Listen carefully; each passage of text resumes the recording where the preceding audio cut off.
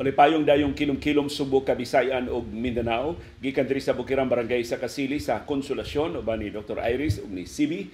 Kini si Leo Lastimosa mong pasalamat nga sa makausapa inyo ming gipadayon sa inyong tagsa-tagsa ka mga Pinoyanan. Ang atong sugilanon karong hapon naguluhan og Chona May.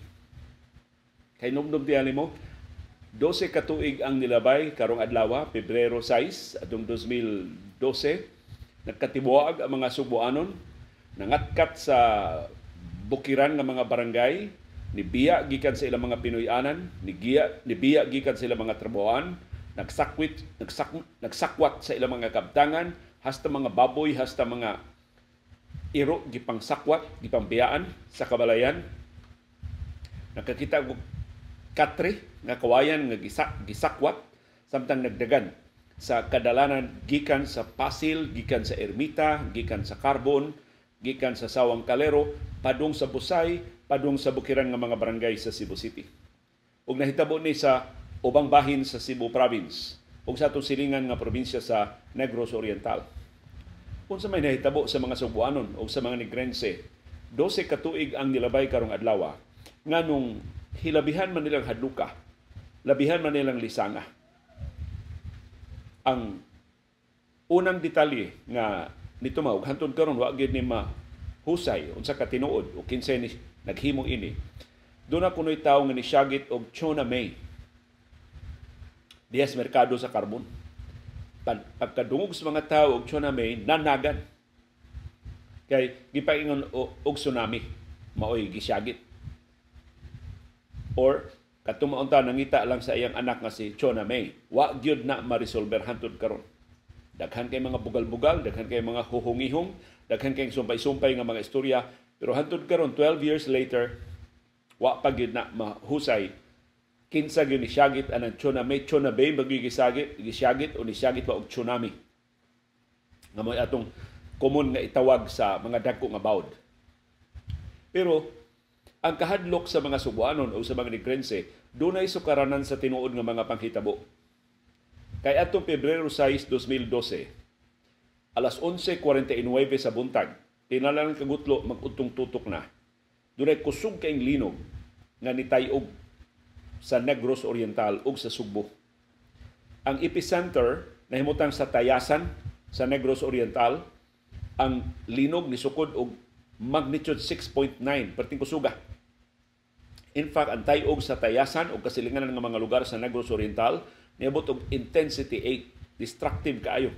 Ang Negros Oriental in fact mo'y labing na gusbat sa linog, niabot gud og kapin sa gatos ang nangamatay sa linog tungod sa pagliki sa yuta, pagkahugno sa kabalayan, pagkahugno sa mga estruktura, dako kay pildi sa Negros Oriental adtong maong trahedya. Doon na sa pildi ang Subo pero dili sa makadako ang epekto. Although kusog sab kay ang tayog dinhi sa ato sa Subo. Og laing aktual nga panghitabo na nakahatag og sukaranan ining kahadlok sa tsunami o tsunami. Mao ang aktual nga tsunami alert nga giluwatan sa Philippine Institute of Volcanology and Seismology. Kay ang epicenter sa linog duol man sa dagat, unya ang Subo ug ang Negros giuwang man og lapad nga dagat kanang gitawag natong Tanion Strait. So niluwat dayon SOP sa PHIVOLCS, niluwat dayon og tsunami alert. Ang spelling kanang tsunami is a Japanese word. Ang iyang spelling tsunami, Tsunami. Pero ang westernized nga pronunciation ana tsunami. Pero kita dinhi sa Pilipinas atong nabasahon sa literal tsunami. Mao tong ni amgid sa tsunami. Nagiingon mo gisyagit adtong o gipangita sa yadto maong lalaki or bugal-bugal ba gito or among gito sa mga Subuanon ang nahitabo. Wa pa gina ma-resolver hantod karon. Og matod sa FIBO sa ilang record adtong February 6, 2012, doon ang aktual nga tsunami nga nahitabo. So lahi sa ilang mga tsunami alert nga way nahitabo, diha gyud tsunami nga aktual nga nahitabo. Human sa linog at 11:49 AM, human sa pila ka gutlo niluwat dayon ang PHIVOLCS og tsunami alert. Og human sa pila ka minuto, dunay aktual nga tsunami nga nahitabo. Ang kinadak-ang bawd nga nasukod sa PHIVOLCS o sa mga local government units Niabot og 5 meters ang gidakon sa bawd. Dako ng bawra. Tsunami na ginabawra. Niigo sa pipila ka mga lungsod sa Negros Oriental. Doon mas gagmay nga mga bawd nga niigo sa Barili o kasilinganan ng mga lugar sa kasadpang Subo. Kay kanabong Tanyon Strait na sa silangan nga bahin sa Negros Oriental, kaya nag-atubang man nato ang Negros Oriental, nasa western portion sa Subo nga mo'y nag-atubang sa isla sa Negros. So doon ay aktual nga tsunami na nahitabo. Destructive dito sa Negros Oriental, dili sama ka destructive kay gagmay namang bawod nga niabot dinhi sa kasadpan nga bahin sa probinsya sa Subo. Sa to pa, ambot Chamba ba lang to, gituyo ba lang to, na atol ba lang to, nga ang singgit sa kung tinuod man guni ni sagit og tsunami o tsunami nitakdo sa aktual nga tsunami nga nahitabo sa Negros o sa Subo.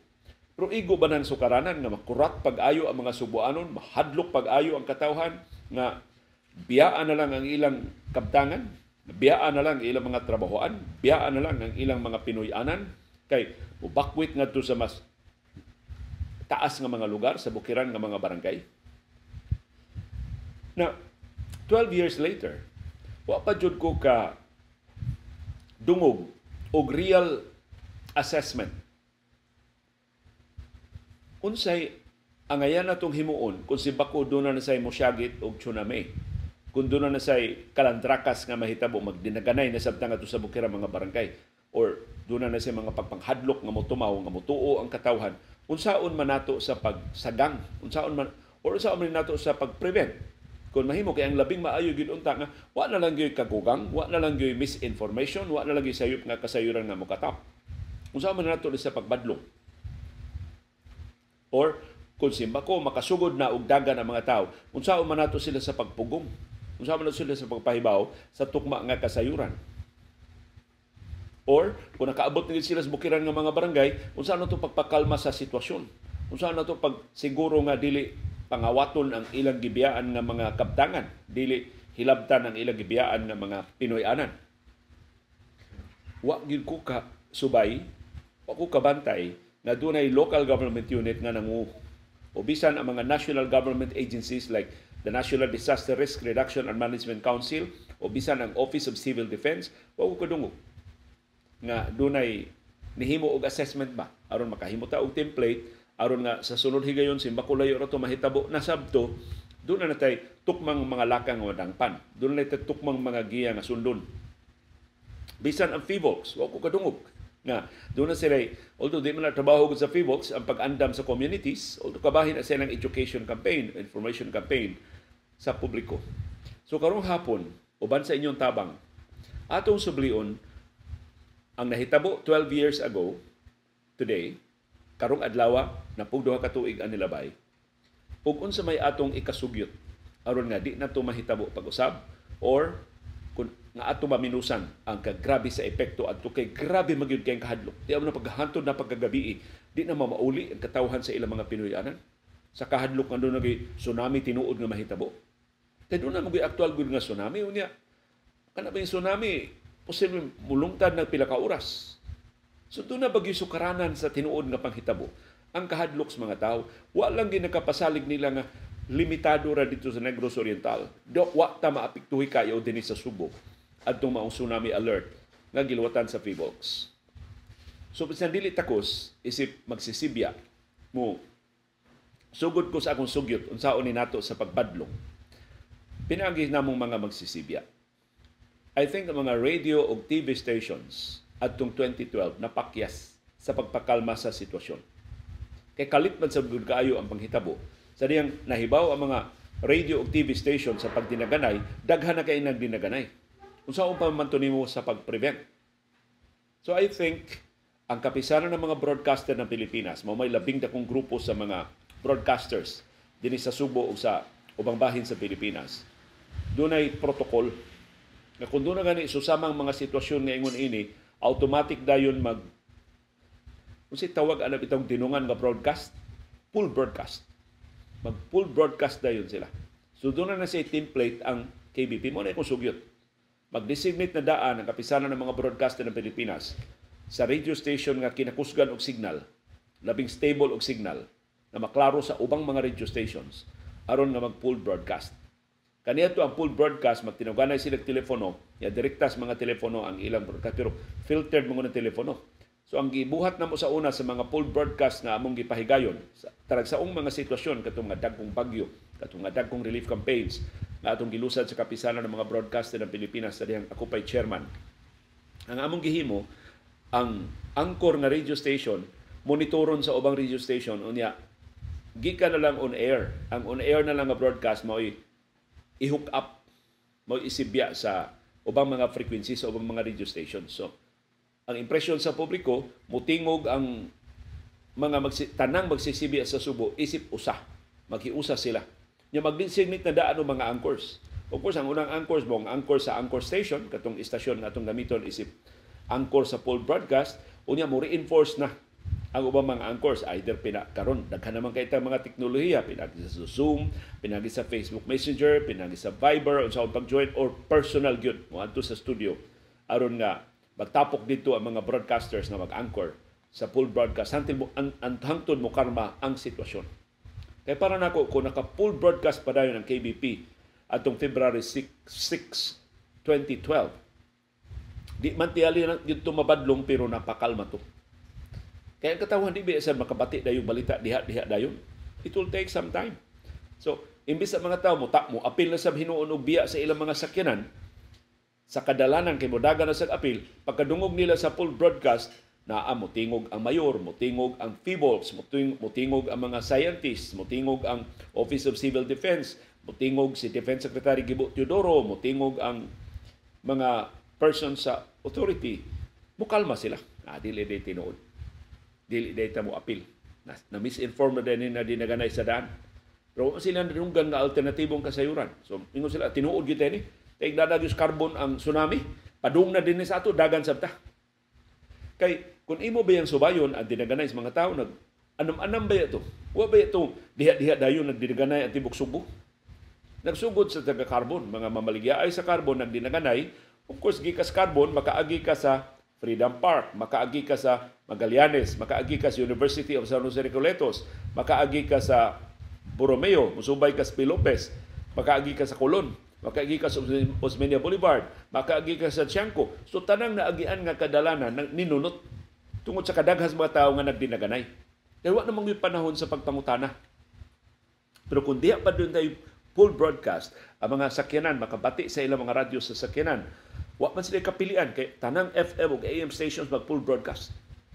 So man konsepto sa full broadcast nga wa kay laing madunggan. Maybe atong involved ang TV. Kung ang TV dili makaputol sa ilang regular programming, magbutang lang sila og kana bitawng among tawag ana is news ticker, kanang magdagan mao ba ni tawag, kanang mura og text ba lang na magdagan sa ubos sa screen na mao nay nahitabo. Dili ang iyan mabalaka, di ang iyan mo pabiling kalma ang katawan. So muna ako nakitaan nga angay mahimo namong mga sakop sa media. Simbako layo ra to, dunay susama nga sitwasyon sa umaabot. Sa bahin sa mga local government units, most of to dakong kakuwang, napugduha ka tuig ang nilabay. Wa gyud barangay, wa gyud lungsod, wa gyud syudad nga nakamobilize dayon sa ilang resources pagpahibaw pagpakalmas mga tao. So maybe usa sa mga learnings atong Chona May controversy 12 ka tuig ang nilabay, mao panginahanglan pag muntar o public address system sa mga barangay. Kahinomdom ko sa barangay kapitan pa si Dave Tumulak. So wa pa siya makonsehal sa Cebu City. Diri yung trabaho mayor, si Dave Tumulak, dako kay boto na dawat sa niaging eleksyon. Karon ibalik siya pagka barangay kapitan sa Basak. Pero sa iyang barangay Basak, Cebu City, naa siya mga loudspeakers sa tanang lugar sa barangay. Namuhimo na siya announcement gikan sa barangay hall, mapahibaw dayon in real time ang tanang mga sityo sa barangay Basak nga dunay pagpamakuna, dunay feeding operations para sa mga bata, dunay operation timbang, dunay uban pa nga mga kalihukan sa barangay. So kung mahimo na sa ubang mga barangay, kanindot man. Usa lang katawag City Hall, palihog tanang barangay kapitan, pakalmaha ang inyong mga mulupyo, way tsunami nga nahitabo, dili ni ang iyang kabalak-an ang sitwasyon, ayaw sila pabiya sa ilang mga panimay, paminaw sa mga radio o TV stations kay nag-full broadcast sila sa labing tukma, labing uwahi nga mga kasayuran sa kahimtang sa linog, sa epekto sa linog, sa epekto sa tsunami, sa kahimtang sa panahon. Tiyaw muna kung ang mga barangay diha dayon kay existing ng ilang mga public address system, mabatian sa tibok barangay. Mabatian sa tanang barangay, in fact, ang ilang hiniusa na nga pahibaw. So dako kay na og tabang. Unya, di man tanan nga naas barangay, ang uban naa mas kulon, naa man sa nag-shopping tingalisid, naa sa gawa sa ilang mga panimay na abtan sa panghitabo, immobilize dayon ang rekurida. So naa dayon tay rekurida. Either ang rekurida ila lang tong isibya sa rekurida tong full broadcast, so manang matinabangon kay magtinabangay ang mag-abot ba mo coordinate ang kalilaing sektor. So ang full broadcast mo i-feed dito sa rekurida, mabatian na, pakalmahon ang mga tao sa mga lugar nga di maabot sa public address system sa mga barangay. Or ang full broadcast mo i-feed sa gimuntar nga public address system sa mga barangay. So wala ba dili man naglahi ang mensahe, dili kay doon sa hinoy magpataka ba og mensahe nga ops kadto mga utangan. Ayaw mong dagan kay mga bugal-bugal na ba hinuon unya mamislead na mga tao, di na hinumuto ang mga tao. So kung hiniusa ang mensahe, ang tanang mga mayor, ang tanang local government officials patingugon sa full broadcast, tiyaw mo na ni as Mayor Samsam Gulyas, doon na siya importanteng mensahe para sa taga-syudad sa Talisay. Tingog dahil Mayor Samsam, mabatian siya sa tanang radio stations o FM o AM stations, mabatian siya sa tanang public address system sa mga barangay. Mingos Mayor Samsam, among nasusi, why tsunami na hitabo diri sa kadagatan sa Talisay, kalma lang ta, di ta managan, di ta mobiya sa ato mga panimay. Sa pikas nga bahin, niasab si Mayor Jonas Cortez sa siyudad sa Mandawi. Tingog sa Mayor Jonas, sa sama nga full broadcast, sa sama nga mga facilities sa mga public address system sa mga barangay. Di ta mo kalma ana. O niasad si Mayor Ahong Chan, mauloy paghuman siya ang TikTok, mutingog sa siya. Doon na siya mensahe sa taga siyudad sa Lapu-Lapu. Tingog dahil si Mayor Ahong, nakapaniod to na ba ang tanan? Badlungon na lang nato. Dito na lang mensahe, Mayor. Ayun na lang ang mga slogan ni mo. Of course, di katingog si Mayor Mike Rama kay nagbakasyon na sad sa Singapore. Pero daghan ka itag mahimo. Kung magsinabtanay lang, mag-coordinate lang ang nakalilain nga mga sektor. Kana sa bahin lang na sa media o sa bahin sa mga local government units. Kanindot man kung paapilo na to ang ubang mga ahensya sa gobyerno. Ang mga billboards. Kini ideya ni John Ray Nadella. Kining ato mga billboards, kasagaran na nila mga stand-alone.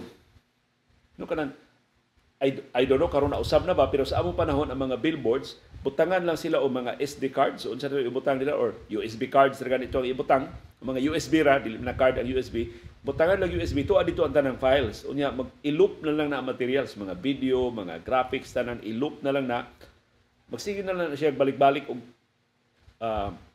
pakita og salida diha sa mga billboards. Na I'm sure karon doon na natin paagi na ang mga billboards ma-operate na from a central location. So patan, ang mga billboards sa Alcordo, ang mga billboards sa ubang mga advertising companies, ma-remote na nila og control ang ilang mga billboards. Kanindot man kung ang tanang billboards mo flash og mensahe nga kalma lang, why tsunami, why kahadlukan, dili ta angay nga mobiya sa ato mga panimay, kadako ang nagmatabang imbis nag sakwat na kas imong katri, makahangad kas billboard, ay man di kaso. Gikuan man di, paminaw mo sa full broadcast, nagpadayon karon, mutingog ato mga mayor, pakalmahon ta sa ingon ana. So, unsa pa may lain nga. So sa mga billboards, sa mga lugar wa pa maabdi og sa sayop nga kasayuran, ang saktong kasayuran mo una nila makitaan o di na sila matakdan, di na sila modagan, di na sila magkarantar, magkarakara sa pagbiya sa ilang mga Pinoyanan. Dili for example sa North Reclamation Area sa Mandawi City, ang unang nanagan ang taga Port Area. Taga Pantalan may unang nanagan kay sila may duol kay dagat. So pagkadungog nila nga nanagan at taga Carbon, nanagan sa sila kay Pantalan bes Carbon parehas sa Pantalan sa per 1, per 2, per 3, per 4, per 5, per 6. So dinaganay sa sila. Pag gawas nila gikan sa Pantalan sa Cebu Port Authority, of course, nalabyan nila ang mga customer sa SM. Nanagan ang mga customer sa SM. Sunod nilang nalabyan ang mga customer sa White Gold. Diya pa mo White Gold, nanagan sa mga customer sa White Gold. Basta doon ako'y amigo na broadcaster, nangapi sila dito sa White Gold pagkahitabo ini. Ang ilang kape ka na bang mag-istorya-istorya ba? So, dayon ang paniud to, hapit na sila maniud to, sus, dinaganay naman mga customer. Sila, wa pa sila kahibaw. Nganong nagdinaganay ang mga customer. Unya, mga senior citizens naman sila, mga retirado naman nga mga broadcasters. Kaya magkapi-kapi, unya daghan kay chika-chika diya sa mga coffee shop sa una. So, sila managan, kaya di naman sila kadagan. Di na ba kayo lingko na ilang lutahan? Sus, ang mga cashier ko, no, ilan na kitan, gibiyaan ang mga kining machines sa ilang kahera, gibiyaan, abli ang mga hunos sa kwarta. Wa gyud nagtikaw-tikaw sila na lang nagtikaw-tikaw sa White Gold. Hinahinay na sila panggawas just in case tinuod ang tsunami. Mga retirado ng broadcasters, ha? Pero kay wa man maorganisar, wa man tay paagi unsaon pag-react, wa man tay koordinasyon, mga ratol gitang tanan. Magdinaganay gitang tanan. Na istorya man ako dinhi usa ka doktora nga amiga ni Iris. Doktora niya, edukada ni, kahibaw siya unsay sakto, unsay dili. Nagsakay siya sa iyang sakyanan diha sa Pidolosario Mantelito, padung siya sa siya ituyo pero padung pa siya sa USC main campus pa na sa una kanang karon gitawag na lang og downtown campus kay mas dako naman ang Talamban campus sa University of San Carlos. Pagkakita niya nagdinaganay na ang mga tao, iyang anak may iyang kuyog sa sakyanan, ingon naog tanak, yung doktora. Pahunong niya iya sakyanan tunga-tunga sa Pidolosario, ni naog sila sa sakyanan, ni saka sila sa flyover sa skywalk sa may Pidolosario aron nga ang skywalk ilang isakyanan sa may Abiliana sa may Cebu Normal University nga skywalk dito sila mukatkat kay para nila imbis mudagan sila pa sa ibaba doon sila skywalk kay daghan naman kay ngadto skywalk mo may lakton nga makita nimo og nanaba ang tsunami pero hasta siya, wa siya kasabot. Nga nung nibiya siya sa sakyanan, tungod lang to siyang kakugang sa kadaghan sa mga tao nga nagdinaganay. Kuan ba? Kining atong instinct, survival instinct, mo ni-kick in. So, mo itong mahimo. Kaya wa man ta kaandam, wa man tay alternatibo nga mga tinubdan sa kasayuran. So, pasaylua, maura na akong mahuna-hunaan, isip kabos nga magsisibya. Kung siya atong mahimo, I'm sure kamo doon na mo mas creative nga mga ideas, mas malukpanon o mas komprehensibo nga template nga ngayon. Pero maghimo tag template. Unya mo ni aron mo ni atong tamdan. Maybe dili ni sa tibok probinsya sa Subo, maybe sa affected areas lang, pero natay template ba? Nga atong ibase sa panghitabo karong adlaw na pugduha ka tuig ang nilabay. Atul adtong kontrobersiya sa Chona May.